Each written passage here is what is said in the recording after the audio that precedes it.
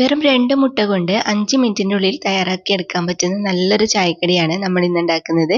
ഇത് വേണമെങ്കിൽ നിങ്ങൾക്ക് 1-2 ദിവസമെല്ലാം സ്റ്റോർ ചെയ്ത് വെക്കാനെല്ലാം പറ്റും. നല്ല ടേസ്റ്റ് ആണ് കേട്ടോ ഇത് കഴിക്കാൻ. അപ്പോൾ നമുക്കിത് എങ്ങനെ ഉണ്ടാക്കുന്നതെന്ന് നോക്കാം. അപ്പോൾ ആദ്യം നമുക്ക് 2 മുട്ട എടുത്തിട്ട് ഒരു പാത്രത്തിലേക്ക് പൊട്ടിച്ചൊഴിച്ച് കൊടുക്കാം. 2 മുട്ടയ്ക്ക് തന്നെ അത്യാവശ്യം നല്ലോണം ഇത് ഉണ്ടാവും. നിങ്ങൾക്ക് കൂടുതൽ വേണമെന്നുണ്ടെങ്കിൽ മുട്ട കൂടുതൽ ആഡ് ചെയ്ത് കൊടുത്താൽ മതി. അപ്പോൾ ഇതാ ഞാൻ 2 മുട്ട പാത്രത്തിലേക്ക് പൊട്ടിച്ചൊഴിച്ച് കൊടുത്തിട്ടുണ്ട്. ഇനിയിപ്പോൾ നമുക്കിതിലേക്ക് ഒരു പിഞ്ച് ഉപ്പിട്ട് കൊടുക്കാം. ഉപ്പ് കൂടുതലൊന്നും ചേർക്കരുത്, മധുരം ഒന്ന് ബാലൻസ് ചെയ്യാൻ വേണ്ടിയിട്ട് മാത്രമാണ്. ഇനി നമുക്ക് ഇതിലേക്ക് പഞ്ചസാര ചേർത്ത് കൊടുക്കാം. 1/2 കപ്പ് പഞ്ചസാരയാണ് കേട്ടോ ഞാൻ ചേർത്ത് കൊടുക്കുന്നത്. അപ്പോൾ ഇത് അത്യാവശ്യം നല്ല മധുരം ഉണ്ടാവും. നിങ്ങൾക്ക് മധുരം ഇത്ര വേണ്ടെങ്കിൽ കുറച്ചിട്ട് ഇട്ട് കൊടുത്താലും മതി. ഇനി നമുക്ക് ഫ്ലേവറിനായിട്ട് 1/2 ടീസ്പൂൺ വാനില എസൻസ് ചേർത്ത് കൊടുക്കാം.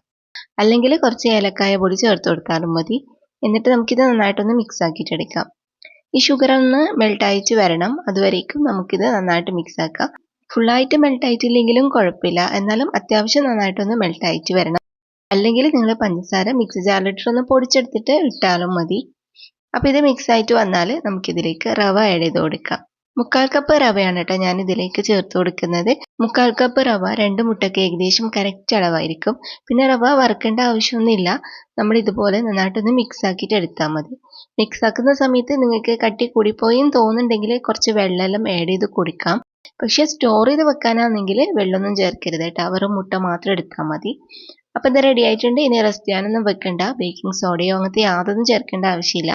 നമുക്ക് ഇതേപോലെ ഉണ്ണിയപ്പം ചട്ടി അടുപ്പിലേക്ക് വെച്ച് കൊടുക്കുക. അതിലേക്ക് കുറച്ച് മാത്രം ഓയിൽ ഒഴിച്ചു കൊടുക്കുക.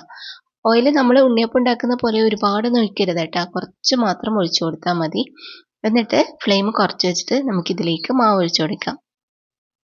അപ്പോൾ എല്ലാ കുഴിയിലും മാവ് ഇതേപോലെ ഒഴിച്ചിട്ട് നമ്മൾ ലോ ഫ്ലെയിമിലാണ് കേട്ടോ ഇത് കുക്ക് ചെയ്തെടുക്കേണ്ടത്.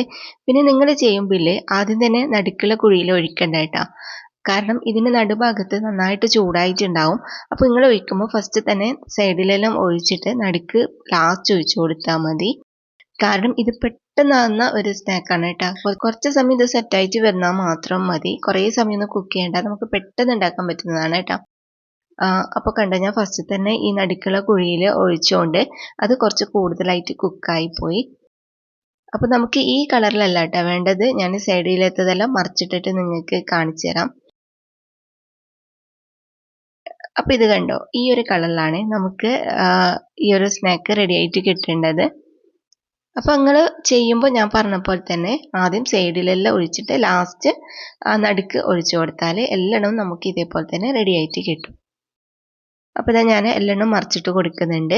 ഇനി മറ്റേ സൈഡും കൂടി നമ്മൾ കുറച്ച് സമയം മാത്രം കുക്ക് ചെയ്തെടുത്താൽ മതി. മറിച്ചിട്ട് കൊടുക്കുമ്പോൾ ഓയിലൊന്നും ഒഴിക്കേണ്ട ആവശ്യമില്ല. അപ്പോൾ ഇതാ ഇത് റെഡി ആയിട്ടുണ്ട്. നല്ല സിമ്പിളായിട്ട് എളുപ്പത്തിൽ ഉണ്ടാക്കാൻ പറ്റുന്ന ഒരു സ്നാക്കിൻ്റെ റെസിപ്പിയാണ്. അപ്പോൾ ഇതുവരെ ഇങ്ങനെ ട്രൈ ചെയ്ത് നോക്കിയിട്ടില്ലെങ്കിൽ ട്രൈ ആക്കി നോക്കിയിട്ട് ഫീഡ്ബാക്ക് അറിയിക്കാൻ മറക്കരുത്. ഇത് 1-2 ദിവസമെല്ലാം നമുക്ക് സ്റ്റോർ ചെയ്ത് വെക്കാനും പറ്റുന്നതാണ്. 2 മുട്ടയും കുറച്ച് റവയിലും ഉണ്ടെന്നുണ്ടെങ്കിൽ നമുക്ക് പെട്ടെന്ന് ചായക്ക് ഒരു കടിയായിട്ടെല്ലാം ഉണ്ടാക്കാൻ പറ്റും കേട്ടോ. അപ്പോൾ എല്ലാവരും ട്രൈ ചെയ്തിട്ട് ഫീഡ്ബാക്ക് അറിയിക്കുക. ഇന്നത്തെ റെസിപ്പി നിങ്ങൾക്ക് എല്ലാവർക്കും ഇഷ്ടമായിട്ടുണ്ടാകുമെന്ന് വിചാരിക്കുന്നു. വീഡിയോ ഇഷ്ടമായാലും മറക്കാതെ ലൈക്കും ഷെയറും കമൻറ്റും ചെയ്യണേ.